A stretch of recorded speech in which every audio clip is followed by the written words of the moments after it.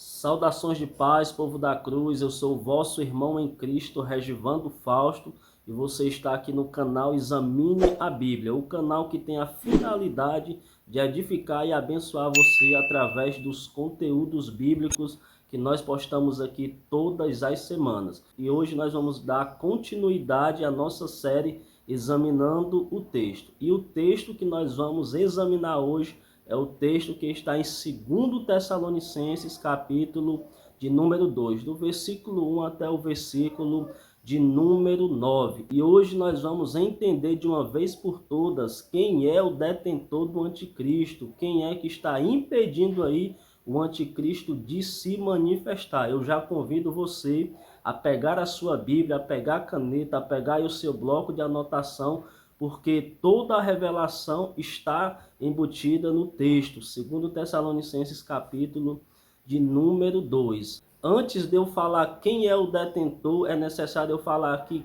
quem não é o detentor, quem não está impedindo o anticristo de se manifestar. Haja vista que há muitas confusões aí no meio da cristandade, há muitas teses, há muitas especulações com respeito a esse detentor. Então, primeiro, quem não é o detentor do anticristo, ou seja, quem não está impedindo o anticristo de se manifestar? Primeiro, é a igreja. A igreja, ela não é a detentora ou ela não é o detentor do anticristo. Não é a igreja que está impedindo o anticristo de se manifestar. Haja visto que muitos aí, principalmente os pré-tribulacionistas, eles acreditam que é a igreja que está impedindo a manifestação do anticristo.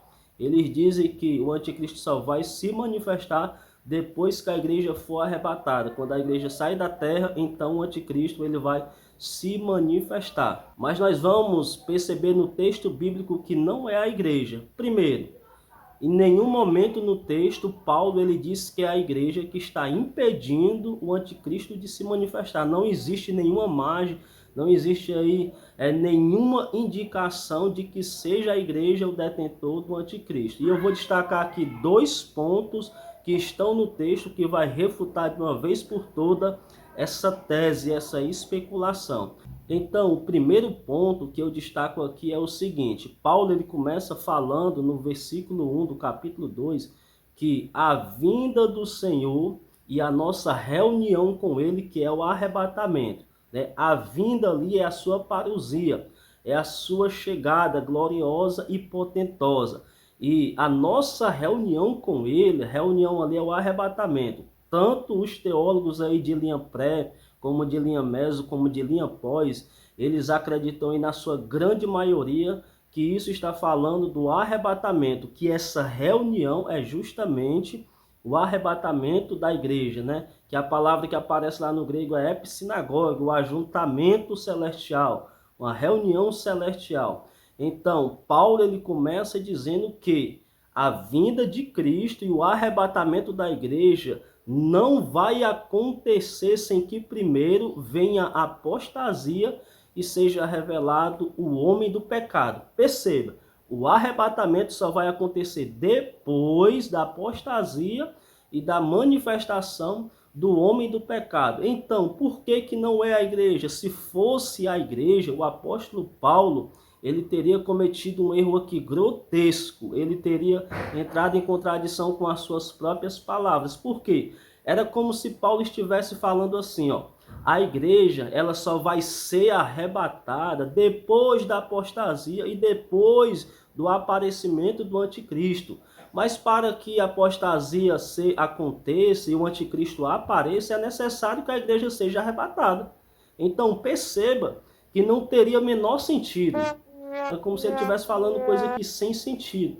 Perceba, não faria o menor sentido Paulo dizer a igreja só vai ser arrebatada depois da manifestação do anticristo. Mas para que o anticristo ele se manifeste, é necessário que a igreja seja arrebatada. Então, perceba que não teria o menor sentido. Então, nesse primeiro ponto, a gente já refuta de uma vez por todas aqui que o detentor não é a igreja. Segundo ponto pelo qual não é a igreja, porque Paulo ele já tinha escrevido a primeira carta e agora ele está escrevendo a segunda carta. E nesse capítulo aqui ele vai tratar mais a fundo acerca do arrebatamento e acerca da chegada do anticristo. Se a igreja ela fosse o detentor do anticristo, o apóstolo Paulo, ao alertar a igreja essa chegada do anticristo, a manifestação do anticristo, Paulo ele teria dito, é o seguinte, o anticristo, o homem do pecado, aquele que vai exigir adoração, que vai se colocar no lugar de Deus, ele vai chegar, ele vai se manifestar. Mas vocês não se preocupem, porque vocês não vão estar mais aqui, vocês já terão sido arrebatados.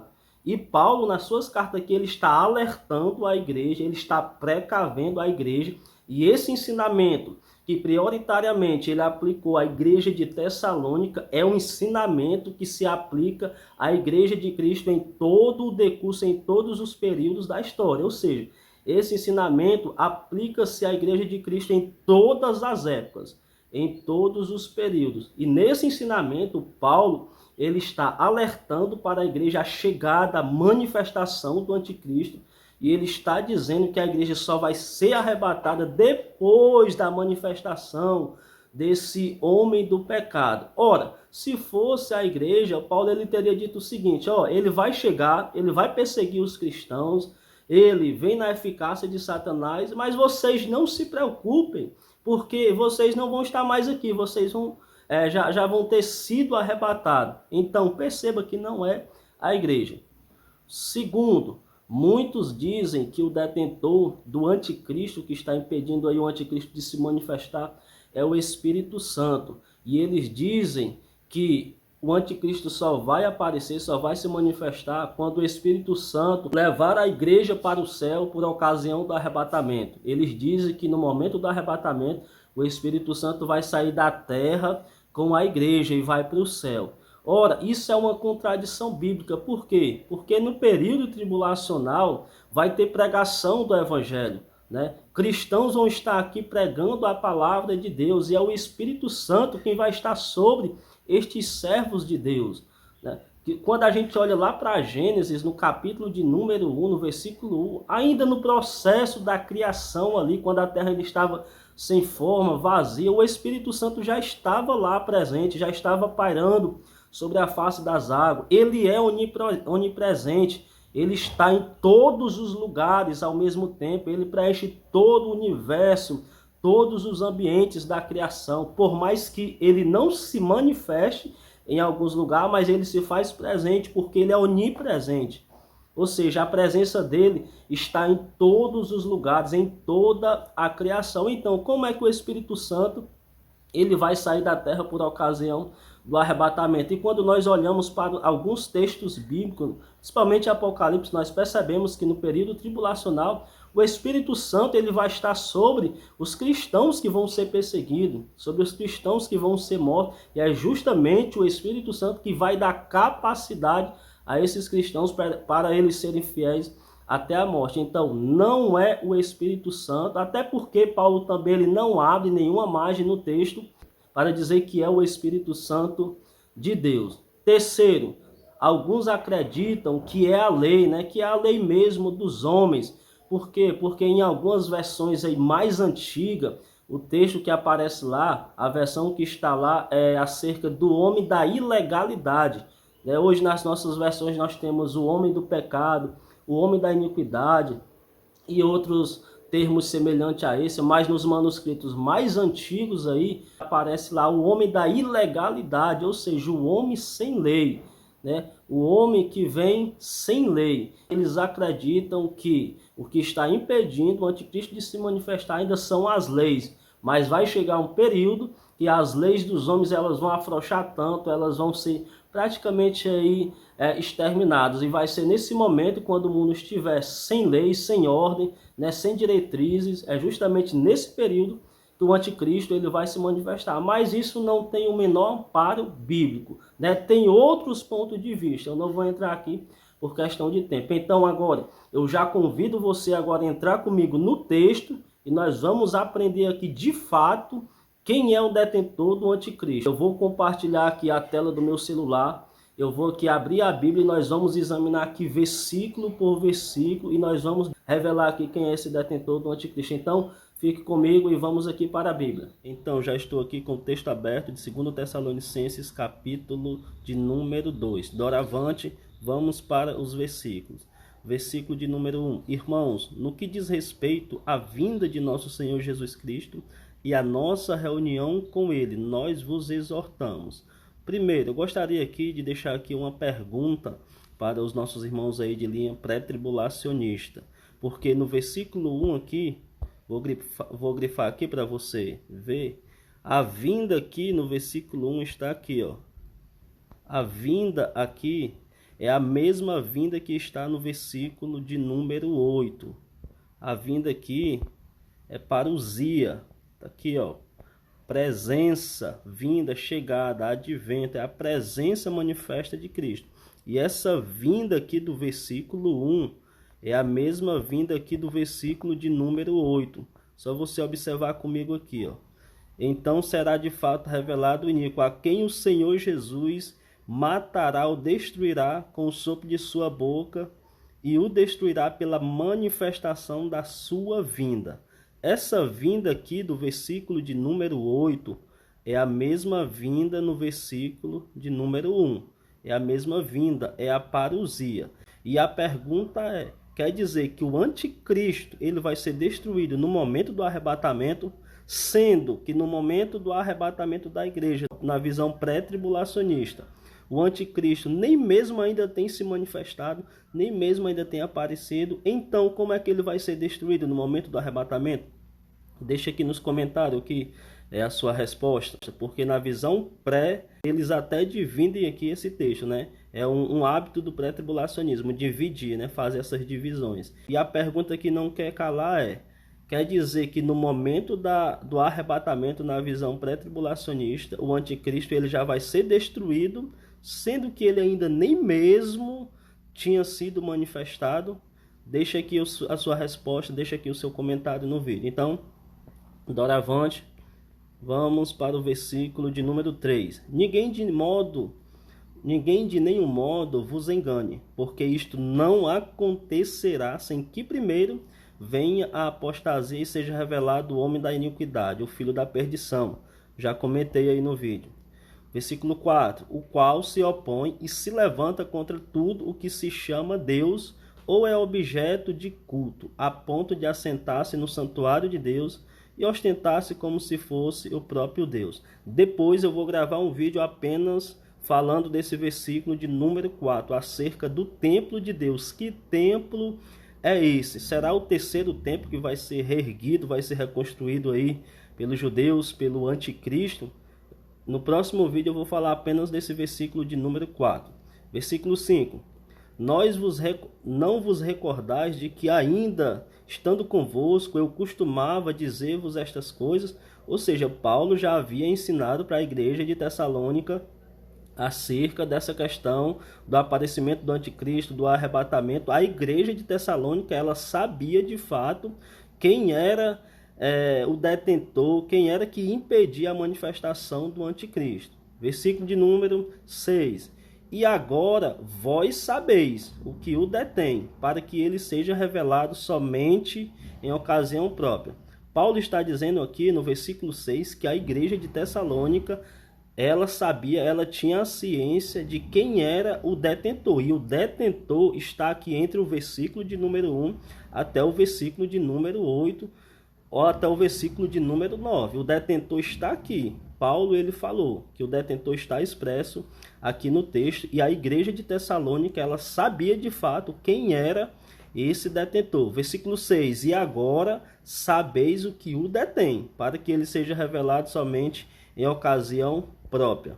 Com efeito, o mistério da iniquidade já opera e aguarda somente que seja afastado aquele que agora o detém. Versículo 8. Então será de fato revelado o iníquo, a quem o Senhor Jesus matará com o sopro de sua boca e o destruirá pela manifestação da sua glória. Agora vamos entrar aqui um pouco mais fundo. Vamos ver aqui no texto quem é o detentor do anticristo, quem é que está impedindo o anticristo de se manifestar. E eu já falei que não é a igreja, não é o Espírito Santo e que não é a lei. Quem é o detentor? O detentor está revelado aí no versículo de número 6. Na parte B do versículo, diz assim, ó, e agora sabeis o que o detém, para que ele seja revelado somente em ocasião própria. O anticristo, ele só vai ser revelado na ocasião própria ou no tempo que está determinado por Deus. Então, quem é que está impedindo o anticristo de se manifestar? É o próprio Deus, através do tempo que ele mesmo, na sua soberania, estabeleceu, decretou. Ou seja, tem um tempo, e esse tempo foi estabelecido por Deus para que nesse tempo o anticristo seja revelado. Enquanto não chegar esse tempo que foi decretado por Deus, o anticristo não vai se manifestar. É simples assim, o anticristo ele só vai se manifestar quando chegar no tempo determinado por Deus. Está aí no versículo 6. Ele só vai ser revelado em ocasião própria. E o interessante é que esse versículo aqui de número 6, nessa ocasião aí, que lá no grego aparece lá tempo, e o tempo que está lá é kairos. Está até aqui ó, no canto direito. Né? É kairos. Kairos é um tempo onde dentro da Bíblia Sagrada a gente percebe, a gente vê a atuação de Deus, diretamente de Deus, partindo de Deus. O Cronos é um tempo em que a gente vê mais a atuação do ser humano. É claro que o nosso Deus, ele é um Deus atemporal. Ele não precisa do tempo. Né? Ele criou o tempo simplesmente para se comunicar com o seu povo, para trabalhar, para realizar aí as suas obras para com a sua igreja, para com o seu povo. Mas o Kairos é o tempo que nós atribuímos a Deus, aonde a gente vê e percebe a ação de Deus. Então, o anticristo ele só vai ser revelado no Kairos de Deus, no tempo de Deus, porque existe um tempo determinado que foi determinado por Deus para que o anticristo seja revelado nesse tempo. É simples assim, irmãos. Não precisa forçar o texto bíblico, não precisa forçar o texto a falar aquilo que o texto não diz. É somente deixar o texto falar por si só, porque o texto é autoexplicativo. Então, quem detém o anticristo é o próprio Deus através do tempo que ele, na sua soberania, estabeleceu. O anticristo ele só vai se manifestar. Não é quando a igreja for arrebatada, não é quando acabar as leis, não. O anticristo ele só vai ser manifestado quando chegar o tempo determinado por Deus para que ele se manifeste. Simples assim. Aí alguns tentam argumentar dizendo, no versículo de número 6, o detentor está no gênero neutro e no versículo 7 está no masculino. Aí eles tentam usar isso como argumento e apresentando as suas teses. Mas eu quero dizer uma verdade aqui para você. No versículo de número 7 aí, quando fala de ser afastado, a palavra afastado que aparece lá no grego lá é ginomai ou ginomai. O que que significa? Ginomai significa aparecer-se. Acontecer, significa vir, significa manifestar, significa acontecer, erguer-se, aparecer. Então, o afastado no nosso português dá a ideia de algo que é levado para longe, que é afastado. Mas no grego koiné, lá no original, o afastado é totalmente diferente daquilo que nós entendemos no nosso português. No grego lá, o afastado, que é ginomai, significa aparecer, significa acontecer, fazendo justamente jus aí ao tempo que Deus determinou, porque vai chegar o tempo determinado por Deus, que esse tempo vai chegar, esse tempo vai acontecer. Então é nesse tempo que ele, o homem do pecado, ele vai se manifestar, ele vai aparecer no cenário mundial. É simples assim, irmãos. É só você ler o texto é autoexplicativo, você fazer uma exegese aí na língua original, simplesmente você vai chegar aí à conclusão. Então, o detentor do anticristo não é a igreja, não é o Espírito Santo e não é a lei. o detentor do anticristo é o próprio Deus através do tempo. Depois eu vou gravar um segundo vídeo se aprofundando um pouco mais nesse assunto. Haja vista que é um assunto que rende muito e eu não quero deixar aqui o vídeo muito grande. Então, medite nisso e que Deus lhe abençoe em nome de Jesus.